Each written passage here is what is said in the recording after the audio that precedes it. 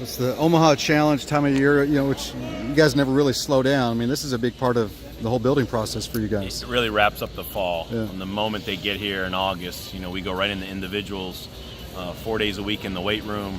Then we start practicing as a team. Then we're scrimmaging, but we're always working out. We're always trying to get stronger.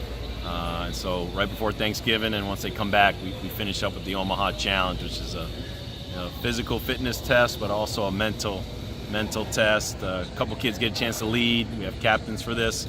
You just want to see guys compete.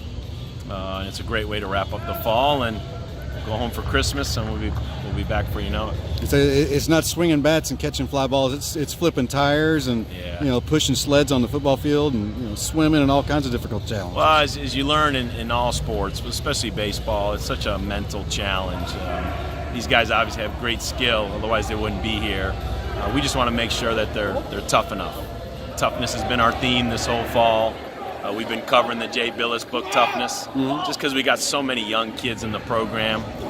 We know in the ACC and college baseball, and then especially in the postseason, you got to be tough. You got to be tough physically, but you really got to be tough mentally. And so this is an event where you can see some of those traits come out in this. As you mentioned, it does wrap up fall ball for you guys. Do you like where the program is? I mean, as you mentioned, a lot of new guys for this team. It's been a great run. These last 5 years have been amazing. The culture is at a good place right now. But it's new guys. We turn over a lot of guys to pro ball. So, I mean, I always feel good enough at this point, but it's never real comfortable. I mean, guys got to run out there and do it. I mean, we lost a lot of everyday players the last 2 years. But the competition has been great. And that's probably the key ingredient for player development. For any amateur, they need competition. Being handed a job or promised a job, or these aren't guys that make $15 million a year and they're 30 years old and they've earned that right to pencil themselves in the lineup. These are guys that have to fight, and this is what they're going to have to do in minor league baseball, and they're going to have to do this in the big leagues. So I do like the competition we have, and we're young, but it's a lot of talent. Through the fall ball period where you were on the diamond, how much did you learn about guys who might be stepping into starting roles, key roles, taking the mound for you next season? I think it was a big year for the sophomores because as freshmen it's really hard. You struggle, you're not in the lineup every day, you go through slumps that you've never gone through. As a sophomore, you really get comfortable, and as I tell these kids, you're halfway through your career.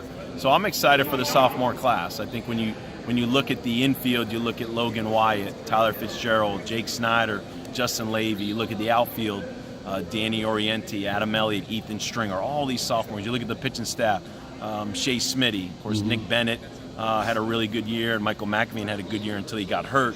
But you really expect that sophomore class to hopefully become superstars this year. You look back at Nick Solak and Corey Ray and the Birdie brothers and the development of so many great players. It seemed like it was their sophomore year when they blossomed.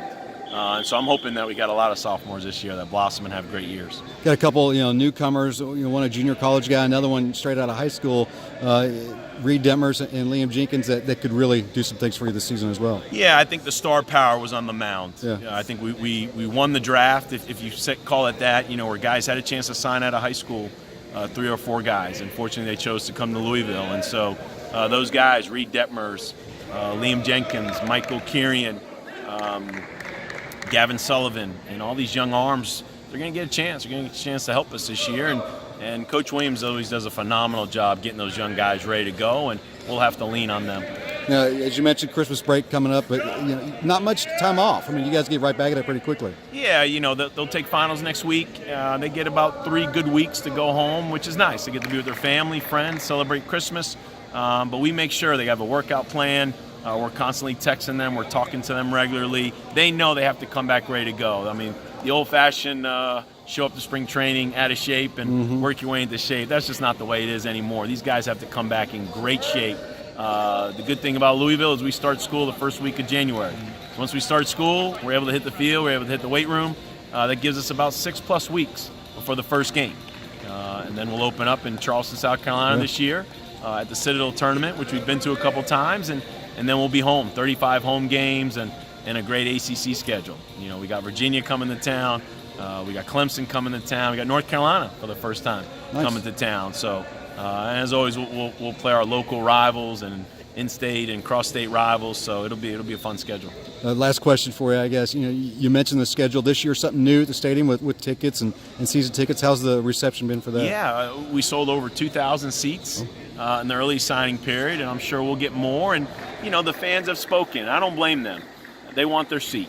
They want the comfort of knowing I bought this seat and I can show up in the first inning or the third inning, and I'm going to have my seat. And what they saw, being in the ACC, with the great crowds and even the opposing teams, how well they travel, those opposing fans were getting prime seats. They were getting to sit behind the dugout. They were getting close to home plate.